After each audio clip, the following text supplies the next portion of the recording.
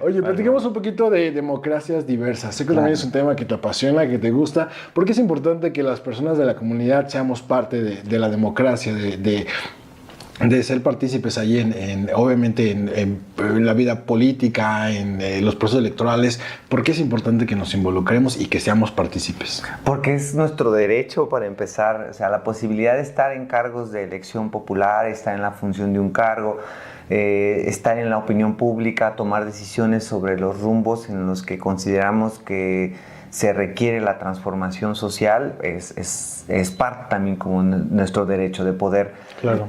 hacer mucho más compleja la toma de decisiones, hacerla más plural, más holística, más integral. Y un poco la agenda que empezó a tomar la organización casi desde el 2017 fue empezar a impulsar liderazgos políticos desde lo que implica ser apartidista y sin fines de lucro, es decir, no llevamos la cara de algún partido en específico, sino que vean los partidos políticos como plataformas que tienen que cumplir obligaciones, porque recordemos que son entes públicos, Claro. que también están sujetos a obligaciones de transparencia, rendición de cuentas, donde podemos incidir en la toma de Que es una chamba decisiones pública. y que también implica que podemos verles como vías de posibilidad para nuestras demandas y necesidades, ¿no? Por eso un poco la intención que hemos tenido como colectivas y como colectivo Michoacán de Diversidad y como Responde Diversidad es el poder generar procesos de formación para que las poblaciones puedan ver el ejercicio de la participación política como una vía posible también para lograr la transformación de lo que se requiere.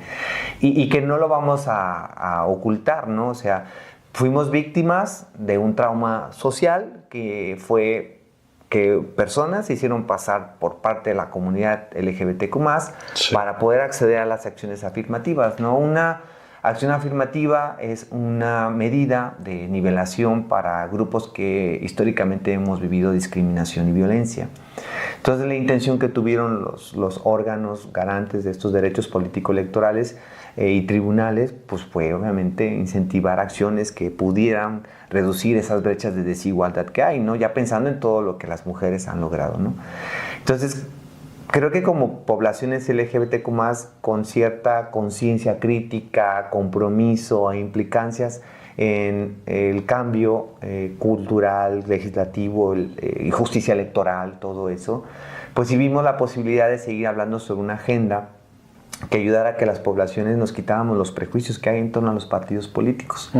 Porque ahora que hemos tenido la oportunidad de estar incentivando estas reflexiones sobre los derechos políticos electorales en lo comunitario, no en espacios académicos o políticos o institucionales, sino es decir, con la ciudadanía de a pie que está en un lugar de encuentro, con una trabajadora sexual trans que está en el sitio trabajando, con las poblaciones donde se desarrollan en lo comunitario, poderles hablar como de política sin que seamos un partido político, que eso les libera mucho porque permite que se genere como una escucha activa sobre necesidades y demandas que tienen, pero que no han visto los puentes de articulación y organización colectiva para lograrlo.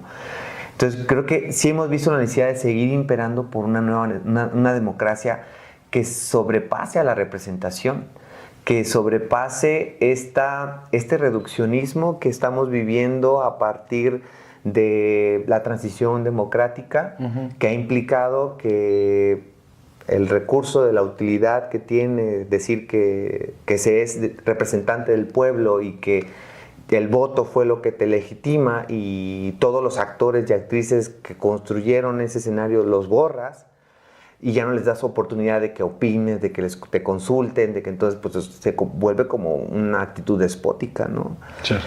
Yo no puedo llamarle que pueda ser tiranía o que pueda haber una dictadura, pero sí creo que puede progresivamente ir convirtiéndose a algo así cuando dejas de articularte y comunicarte y consultarte con los liderazgos, con quienes han construido las iniciativas, con quienes impulsan, con quienes socializan con las poblaciones, con los que tienen saberes comunitarios situados, precarizados por las condiciones que viven, que pueden ofrecerte una perspectiva mucho más amplia de lo que es la democracia, ¿no? Entonces, creo que en ese sentido se volvió más imperante que tuviese que estar nuestra voz. ¿Por qué? Porque pues dentro de los propios cotos políticos, pues también hay quienes son liderazgos LGBT politizados. Claro.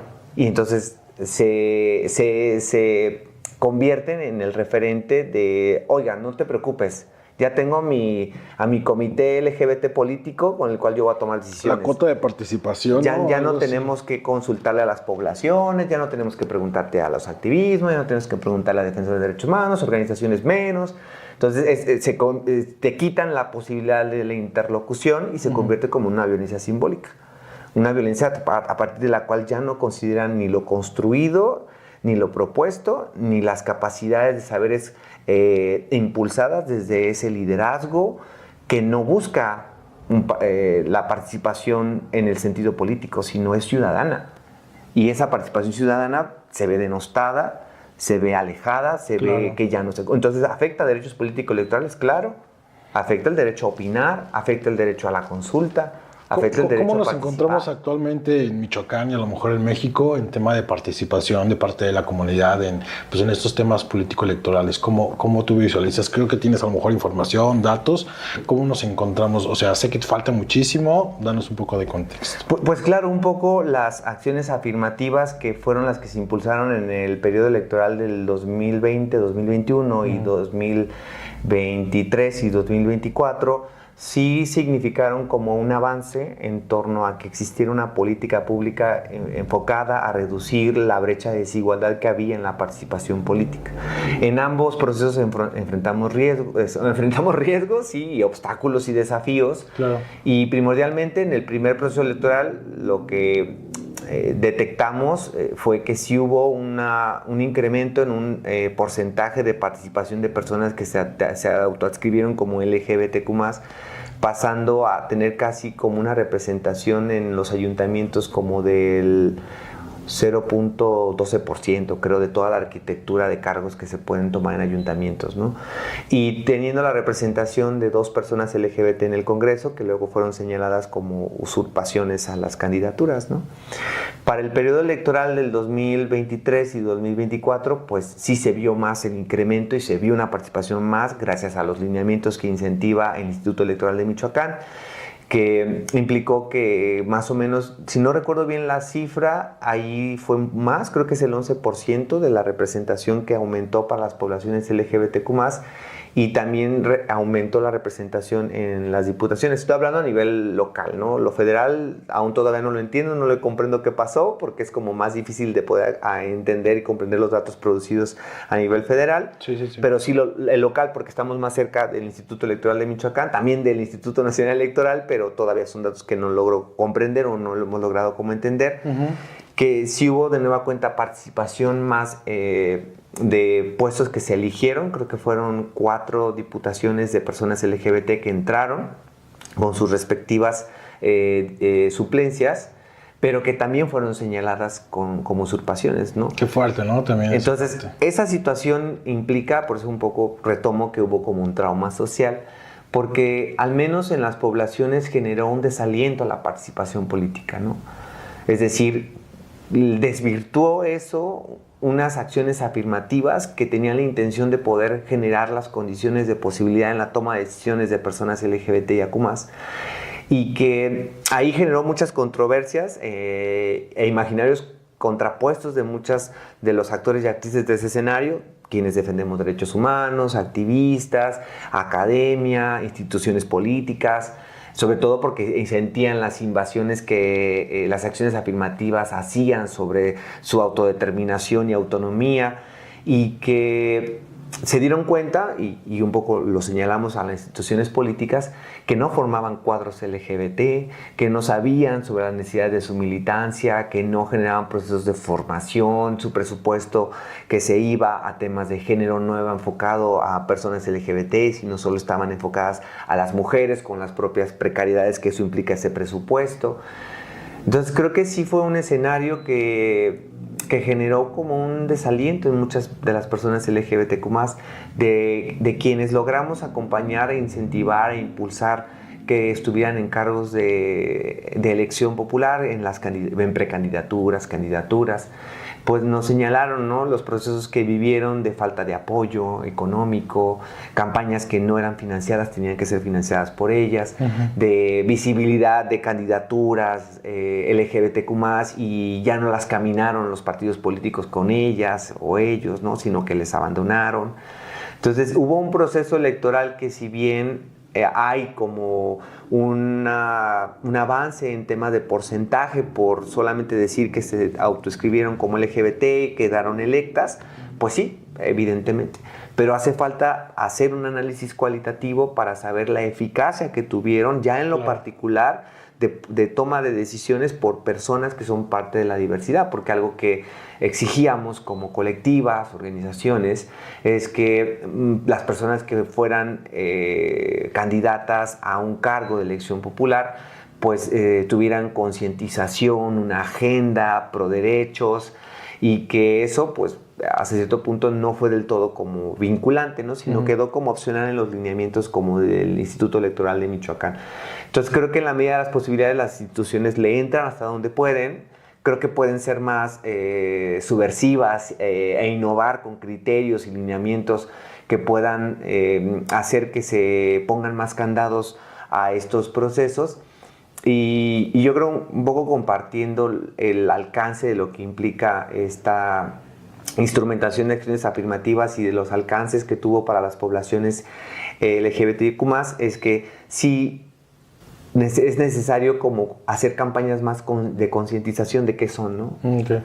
Entonces creo que ahora que tuvimos la posibilidad de operar el proyecto con el Instituto Nacional Electoral a través de Responde Diversidad, que el Instituto Nacional Electoral tiene un programa nacional de impulso a la participación política de las mujeres, que fue el que te digo que me alienta a escribir para poder seguir buscando las oportunidades de financiación.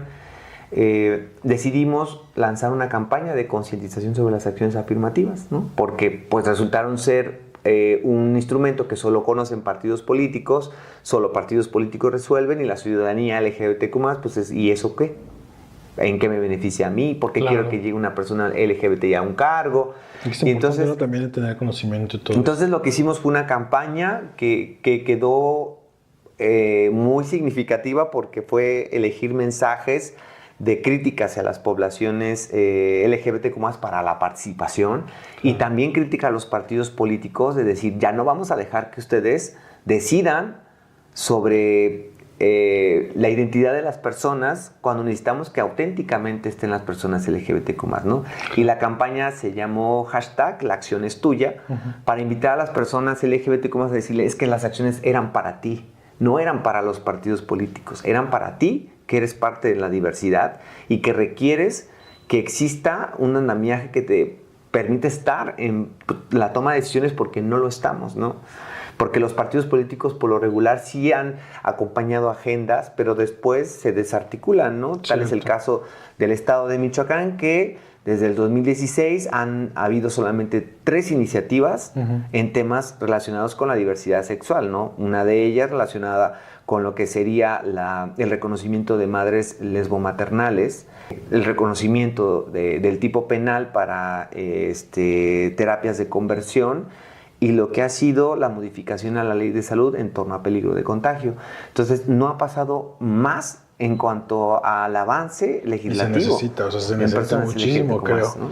O sea, creo que efectivamente, así como decías, también creo que es importante que nos sigamos involucrando, que sigamos también no siendo omisos a toda esta información, porque creo que todavía hay un camino muy largo por recorrer, y necesitamos de la población también, de la comunidad también, que sea partícipe, que se informe, que nos informemos, que intentamos. Sé que a veces es complicado, que también tenemos como este rechazo hacia lo político, es que es como, no sé, también es como algo, a veces es complicado de poder involucrarnos, pero creo que es necesario y es valioso, ¿no? Es necesario que también seamos responsables, ¿no?, de la parte que nos toca como ciudadanos, y que nos involucremos también, porque necesitamos más gente que se involucre, necesitamos más gente de la comunidad que también sea partícipe, y que se desarrollen muchas más acciones, porque lo decíamos hace un momento, necesitamos todavía muchos temas que se visibilicen, y muchos temas que están atorados, que se puedan avanzar y que puedan de alguna forma, pues ahora sí que salir a la luz, ¿no?